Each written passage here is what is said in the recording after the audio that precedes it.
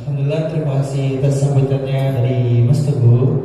Langsung saja untuk agenda selanjutnya, kita langsung saja pada inti utama ya dalam acara kajian pada pagi hari ini, yaitu dipersilahkan kepada Ustadz Ghazi Muhammad Firman untuk memaparkan kajian mengenai makna kemerdekaan di dalam Islam. Pada beliau waktu dan tempat dipersilakan. Sallallahu alaihi Muhammad. Pertanyaan yang paling sering saya dengar adalah kenapa kamu memilih Gaza, zona perang di wilayah konflik, dan malah meninggalkan Indonesia yang aman, damai, dan tentram? Saya menjawab, meskipun tidak dirasakan secara fisik, namun sebenarnya Indonesia hari ini sedang menjadi medan pertempuran yang sangat mengerikan dan jauh lebih dahsyat Kalau di Gaza musuhnya jelas, para penjajah, senjatanya pun terlihat, dan korbannya bisa dihitung. Tapi di Indonesia, generasi pemuda ini sedang dibombardir, pemikiran dan mentalnya diobok-obok oleh kaum sekuler, liberal, ateis, komunis, LGBT, hedonis. Mata-mata anak-anak kami sedang diracuni oleh budaya westernisasi, koreisasi, dan berbagai budaya merusak atas nama kebebasan berekspresi. Di Gaza korban serangan jelas, meninggal syahid lalu dimakamkan. Di kami, korban serangan ideologi ini tidak mati, tapi menjadi mayat-mayat hidup yang berjalan tanpa visi, misi, apalagi ambisi. Sebagian menjadi makhluk-makhluk bertulang lunak, bocil-bocil perokok berat bertato berkumpul di trotoar, dan gadis-gadis kecil menjelma menjadi para pembunuh janin, para jangkit pecandu narkoba, tak terhitung lagi jumlahnya. Parahnya, mereka ini tidak sadar bahwa mereka adalah korban, tidak mati fisik, tapi pemikiran. Tidak habis jumlahnya, bahkan terus bertambah. Karena memang ini penyakit menular. Indonesia sedang tidak baik-baik saja. Maka para influencer, para tokoh, please lah. Kalau melihat fenomena degradasi moral seperti ini, gunakanlah pengalaman kalian untuk meluruskan dan memperbaiki, bukan malah menjadi ajang pansos demi ketenaran dan materi. Bismillahirrahmanirrahim. Assalamualaikum warahmatullahi wabarakatuh. Kurang semangat. Kita tema ini kemerdekaan, tapi jawab soalnya orang terjajah. Sekali lagi kali. Bismillahirrahmanirrahim. Assalamualaikum warahmatullahi wabarakatuh. Waalaikumsalam. Alhamdulillah, salatu wassalamu ala Rasulillah wa ala alihi washabihi wa wala, la haula wala quwwata illa billah. Qala ta'ala fil kitabil karim, a'udzu billahi minasyaitonir rajim. Bismillahirrahmanirrahim. Kuntum khayra ummatin ukhrijat lin-nas ta'muruna bil ma'ruf wa tanhauna 'anil munkar wa tu'minuna billah. Yang saya hormati jajaran pengurus Yayasan Masjid Baitur Rahman Sarjo, mudah-mudahan Allah Subhanahu wa taala memberikan keberkahan dalam hidupnya kepada beliau-beliau. Kemudian khusus pada akhina MC tadi, sahabat saya Mas Sokhirul Imam, mudah-mudahan tetap istiqomah juga sebagai pemuda ya. Saya kira yang paling muda ini antum nih, Mas Imam. Di awal beberapa hari yang lalu saya disuruh, sebenarnya bukan diminta, disuruh sama senior saya Mas Teguh untuk mengisi di masjid ini. Saya tanya, jamaahnya pemuda? Iya, insyaallah pemuda. Karena yang ngadain Ikatan Pemuda Masjid Baitur Rahman ya. Ini alhamdulillah ini memang segmen saya sebenarnya. Tapi ternyata qadarullah banyakkan yang hadir adalah yang pernah muda, insyaallah Pak ya. Cuman insyaallah masih berjiwa-jiwa muda. Karena alhamdulillah menambah keberkahan kita. Kata Rasul itu keberkahan itu ada pada orang tua. Insyaallah di pagi yang mulia ini, yang penuh keberkahan ini, dengan hadirnya bapak-bapak sekalian, mudah-mudahan bapak-bapak semua disehatkan, panjangkan umurnya di dalam ketakwaan dan tetap semangat, kemudian dalam thalabul ilmi ya, mencontohkan pada generasi muda.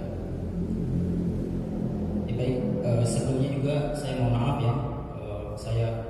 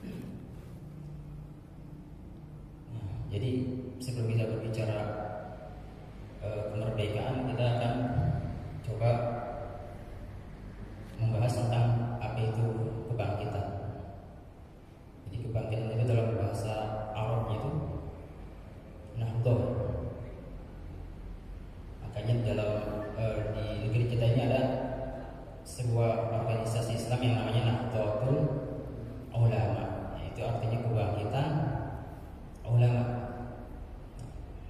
Tidak ada kemerdekaan ya, tanpa adanya kebangkitan. Nah, setelah bangkit, ya, salah satu yang memerdekakan negeri kita, ya, kebanyakan itu dari kalangan umat Islam, para ulama, para santri-santri yang semangat berjuang itu berjuang Islam. Ya. Dalam Islam itu ada jihad, ya, jihad fisabilillah. Kemudian baru ketika kita berbicara kebangkitan, hadirlah kemerdekaan. Apa sih kemerdekaan itu? Kemerdekaan itu dalam bahasa Arab al-hurriyah atau al-istiqlal. Nah, di masjid di Jakarta ini ada masjid Istiqlal, itu artinya sama kemerdekaan. Nah, setelah kemerdekaan itu bakalan muncul kejayaan. Jadi mustahil kalau udah merdeka nggak berjaya. Harusnya kemerdekaan itu kita berjaya. Kalau belum berjaya berarti belum merdeka. Atau merdeka dari sisi seperti saat ini negeri kita itu bisa dikatakan merdeka secara fisik ya. Namun merdeka dari segi ekonomi, dari segi politik, ini kita akan bahas. Jadi gimana? Pertama itu kebangkitan. Next, Syekh Al-Ma'alim Taqiyuddin An-Nabhani dalam kitabnya Nizamul Islam mendefinisikan kebangkitan itu adalah bangkitnya manusia ya, tergantung pada pemikiran tentang apa? Tentang hidup, alam semesta dan manusia. Nah, jadi kalau mau bangkit Pak, ada objek berpikir kita ini 3: manusia, alam semesta dan kehidupan. Cukup itu? Enggak. Serta hubungan ketiganya tadi tentang hidup, alam semesta dan manusia itu, hubungan ketiganya dengan sesuatu yang ada sebelum kehidupan dunia dan yang ada nanti setelahnya. Jadi analoginya gini Pak, bapak-bapak, ibu-ibu tidur di rumahnya masing-masing. Kemudian ketika bangun di pagi hari, ya, saking pulasnya itu nggak sadar ada yang memindahkan, ya. Ada yang memindahkan di sebuah rumah yang super mewah. Nah, apa aja ada di situ. Kemudian ada sarapan, ya, kasir yang empuk, ada TV yang LED sebesar mobil besarnya, kemudian ada kolam renangnya.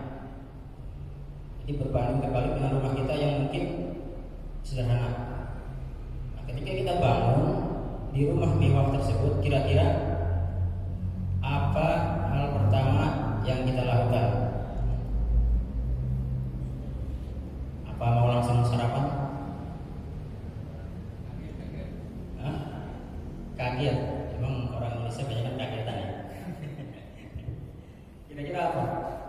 Apakah langsung nonton TV? Apakah langsung kita menikmati kolam renang di rumah tersebut? Kalau orangnya waras, pasti berpikir Pak, ini di mana nih? Gitu. Ini rumah siapa ini? Ya, ini fasilitas punya siapa nih?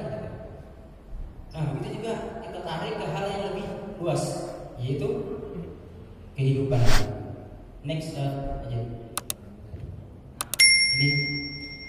Ini adalah fasilitas yang Allah Subhanahu wa Ta'ala sediakan bagi kita. Alam semesta, lautan yang begitu luas indahnya, kemudian udara yang oksigen itu yang kita hirup tanpa perlu berpikir lagi. Kemudian ada manusia ya, kita sendiri sebagai laqad khalaqnal insana fi ahsani taqwim, ya, sebagai sebaik-baik ciptaan. Juga ada kehidupan. Kehidupan apa? Kehidupan itu siklusnya dari bayi, kemudian balita, anak-anak, remaja, ya, tua, kemudian meninggal. Ya. Itu siklusnya kehidupan. Dan ini sama analoginya tadi. Kalau kita nikmatin segala fasilitas yang ada di dunia ini tanpa berpikir dulu, sama seperti tadi. Ketika kita bangun di rumah yang besar, itu nggak mungkin kita langsung kemudian menikmati hal-hal yang ada di rumah tersebut. Kita harus berpikir dulu nih, biar apa? Ya, biar kedepannya gitu, kita bisa kemudian terarah gitu. Ini sebenarnya mau ngapain sih? Nah, nanti kita bahas lagi. Tadi ada serta hubungan ketiganya ini, hubungan alam semesta manusia dan kehidupan ini dengan hal-hal yang ada sebelum kehidupan dan hal-hal yang ada setelah kehidupan. Gitu. Jadi kalau dirambung next, nah ini dinamakan simpul besar nih, harus dijawab nih. Dari mana sih kehidupan? Dari mana sih manusia? Dari mana sih alam semesta? Nah ini pertanyaan dasar seluruh manusia, mau dia bule, mau dia orang Sunda, orang Jawa, orang Arab, pasti punya 3 pertanyaan ini. Dari mana alam semesta manusia dan kehidupan? Untuk apa manusia, alam semesta dan kehidupan? Dan akan kemana setelah kehidupan nanti? Itu pertanyaan semua manusia pasti ada. Nah ini yang dinamakan simpul besar. Jadi kalau ditarik simpul ini, kalau 3 pertanyaan itu dijawab, baru kemudian terurai masalah-masalah turunannya. Gitu. Ini untuk apa sih kita hidup? Nah itu bakal dijawab nanti, insyaallah. Ini yang harus diurai. Next aja. Nah ini kalau mau dibuat skema. Yang ini sebelum dunia ya, dari mana? Nah ini kita sekarang di dunia, dan yang hijau setelah dunia akan kemana? Ini pertanyaan besar tadi nih, Datul Kubro kita. Dari mana sih kita alam semesta dan kehidupan? Nah kriteria jawaban yang benar itu harus masuk akal, Pak. Kalau nggak masuk akal ya kita mana percaya gitu. Hal-hal yang kecil aja, yang lagi ramai itu sulap merah membongkar, itu kan nggak masuk akal, nggak. Apalagi soal jawaban ini harus masuk akal gitu. Dari mana kita, untuk apa kita, dan akan kemana kita. Kemudian yang kedua, kriteria jawaban yang benar itu harus menenteramkan hati gitu. Jadi nggak bakalan muncul lagi keraguan, nggak muncul lagi kegundahan, kegalauan. Ketiga, sesuai fitrah manusia. Jadi nggak menyalahi fitrah kita. Oh iya, memang benar ini. Kriteria jawaban yang benar. Berarti ada jawaban yang salah. Ada Pak. Konsekuensi jawaban yang salah, maka beban kita juga akan salah. Nah, kita urai satu persatu nih. Next. Nah ini ada yang kemudian menjawab 3 pertanyaan tadi. Dari mana alam semesta manusia dan kehidupan? Untuk apa dan akan kemana? Dengan jawaban seperti ini. Alam semesta itu ada dengan sendirinya, nggak ada ya penciptaan, nggak ada Tuhan, dan nggak ada akhirat, nggak ada kiamat. Itu orang-orang apa? Orang ateis, orang-orang yang nggak kemudian percaya dengan adanya sang pencipta Tuhan, atau dalam agama Islam Allah Subhanahu wa Ta'ala. Yang jawaban ini nggak masuk akal. Gitu. Kenapa nggak masuk akal? Alam semesta manusia dan kehidupan sebegini kompleksnya, sangat kompleks. Mereka bilang itu ada dengan sendirinya. Sedangkan layar yang luasnya itu cuma segini Pak, kira-kira ada dengan sendirinya? Apa? Ada yang buat? Pasti ada yang buat. Jadi ini pertanyaannya, jawabannya nggak masuk akal dari 3 pertanyaan tadi, dan tidak menenteramkan hatinya. Dari mana tidak menenteramkan hati? Ya tadi itu, nggak mungkin lah. Kalau udah masuk akal, nggak bakal menenteramkan hati dan nggak bakal sesuai fitrah manusia. Next, lanjut. Nah, selain ateis yang menjawab 3 pertanyaan tadi, ada kemudian orang-orang yang namanya orang-orang sekuler. Mereka percaya adanya Tuhan, pencipta alam alam semesta manusia dan kehidupan yang diciptakan.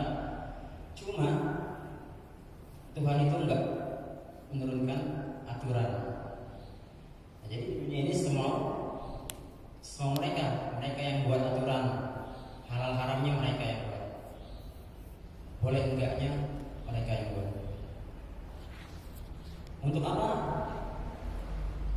Untuk berbuat baik aja punya, yang menurut mereka baik. Kemudian setelah kehidupan pasti ada nanti kebangkitan. Sebelum kita tuh akan masuk surga semua. Nah, gitu. Itu doktrin-doktrin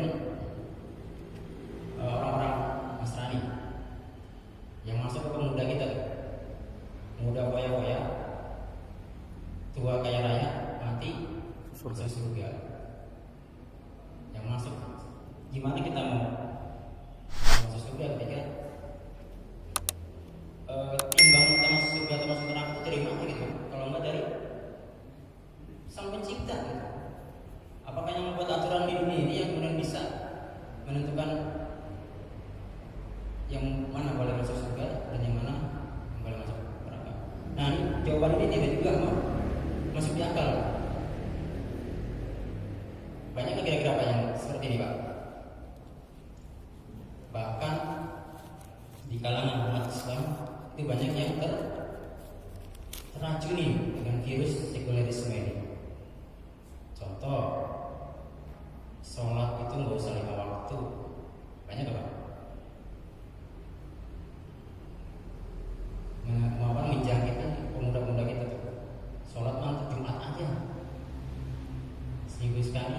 Itu salah satunya tuh. Gak hanya buat aturan, cuman mereka memenggal-menggal aturan Islam. Sekulerisme itu dalam bahasa Arabnya fasluddin anil hayat, memisahkan agama dengan kehidupan. Jadi agama itu hanya di bawah atap-atap masjid. Kalau di luar masjid, udah gak usah bicara agama, gak usah bawa agama. Yang orang-orang sekuler, aturan di luar masjid kita yang buat.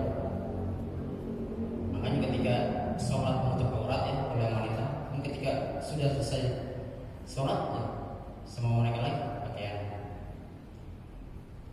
Nah, jadi ini tidak masuk akal karena handphone aja. Nah, saya ajak untuk beranalogi aja. Handphone aja yang membuat aturan pabriknya apa, konsumennya. Handphone ini kan diciptakan Pak. Pasti kalau kita beli baru tuh ada manual booknya.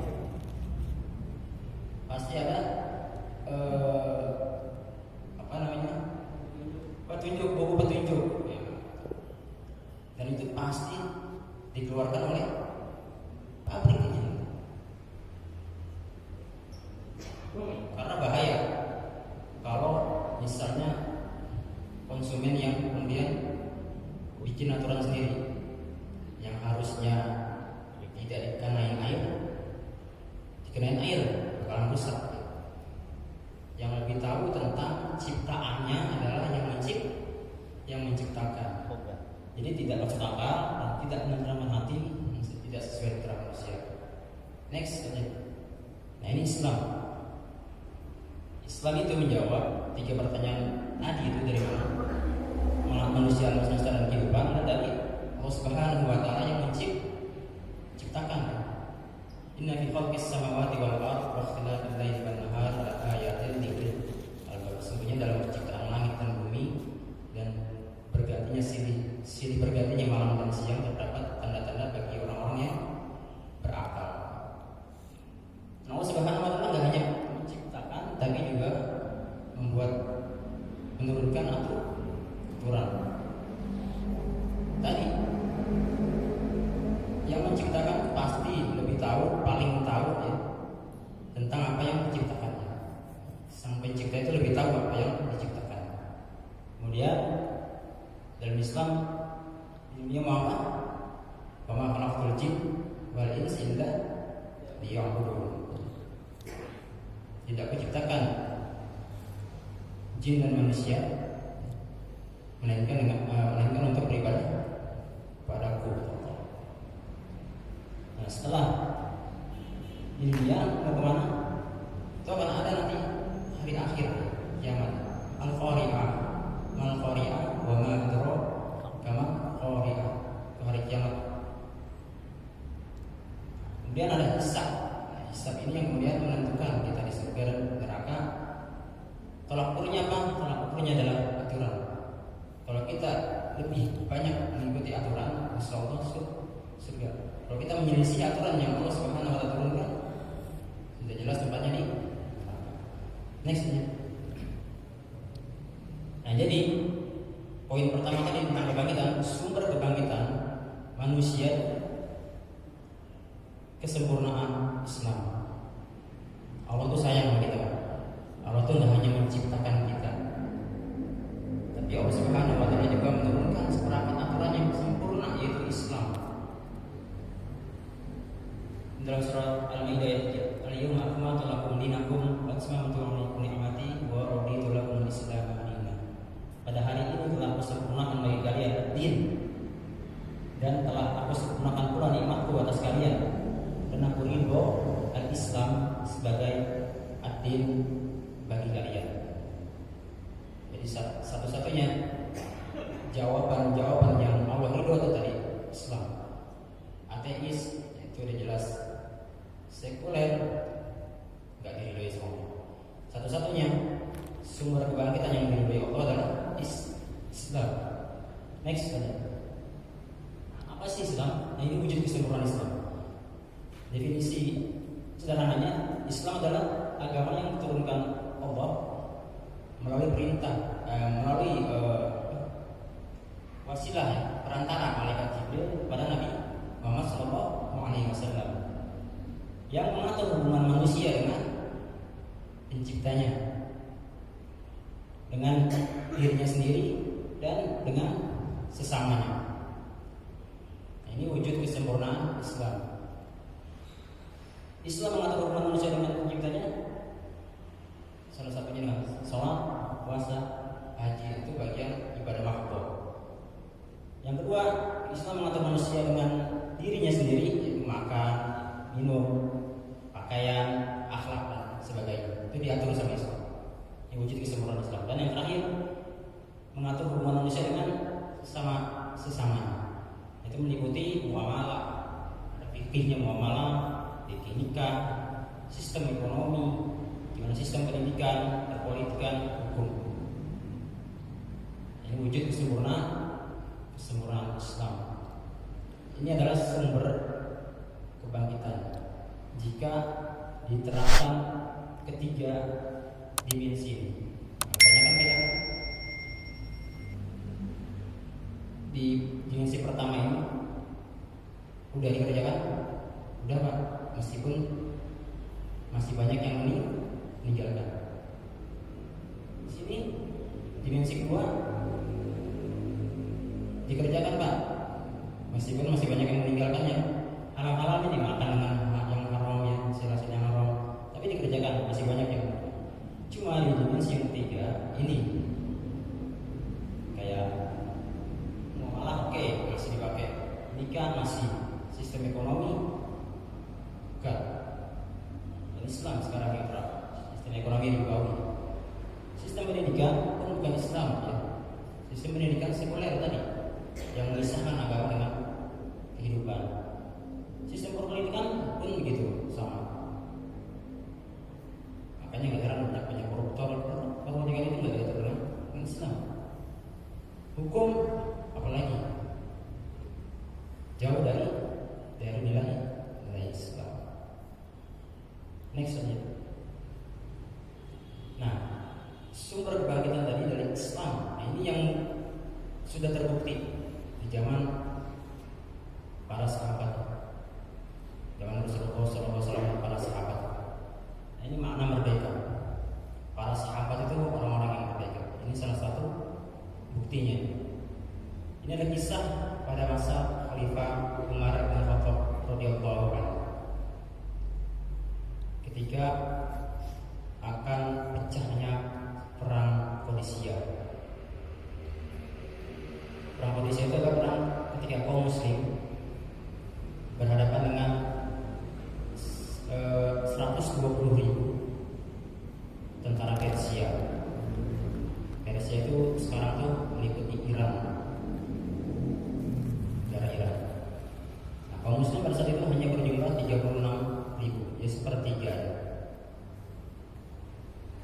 Kemudian Rustum sebagai panglima besar Persia mengundang, dulu gitu Pak, kalau perang itu mediasi dulu, diplomasi dulu, mengundang kaum muslim untuk bermediasi.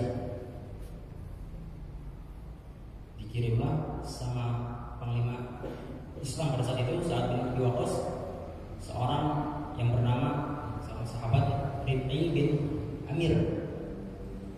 Rib bin Amir ini adalah sahabat yang miskin Pak. Untuk perangnya itu kudanya cebol, pakaian perangnya seadanya.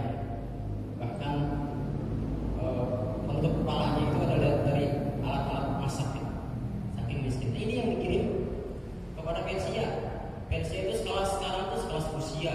Bayangkan, sekelas Rusia, Inggris itu dikirim sama Khalifah Umar melalui Sa'ad bin Abi Waqqas, Rib'i bin Amir untuk menemui panglima Persia yang bernama Rustum. Nah, sesampainya di Persia, Rib'i bin Amir ini kemudian datang dengan gagahnya orang miskin, seadanya dengan kuda. Di masjid-masjid, di musola-musola, ngomong agama, jangan di parlemen, jangan di ruang publik, di pasar, ya, di warung kopi, nggak usah ngomongin agama. Ini sekularisme. Banyak apa kira-kira menjahit lebih bahaya dari virus COVID. Kalau virus COVID itu yang mati itu jasad. Kalau ini yang mati di pemikiran kita. Berapa banyak anak-anak muda kita kemarin yang lagi viral Fashion Week ya. Citayam Fashion Week itu terjangkit virus ini. Jadi diterapkan di video banyak makhluk berpulang rumah. Itu karena sekularisme ini nggak usah bawa agama di Fashion Week.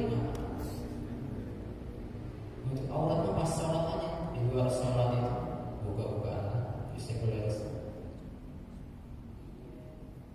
Nah, ini lebih bahaya.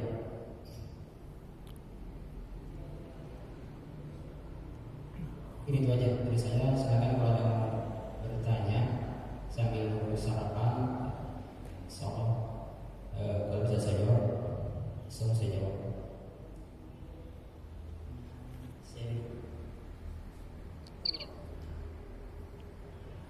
Yang bisa sendiri kemudian mengangkat karyawan itu mendominasi karyawan itu tidak berjaya. Bukan kerja salah ya Pak, itu hanya bagian. Islam pun begitu. Ya. Islam itu tidak hanya keluar dari dominasi, ya, tapi mendominasi dunia. Kenapa ya? Dengan Islam, hanya dengan Islam. Kalau dengan Islam, ya, kita bakal dihinakan kepada Sayyidina Umar bin Khattab. Ini saja, mohon maaf bila ada salah kata dan kekurangan.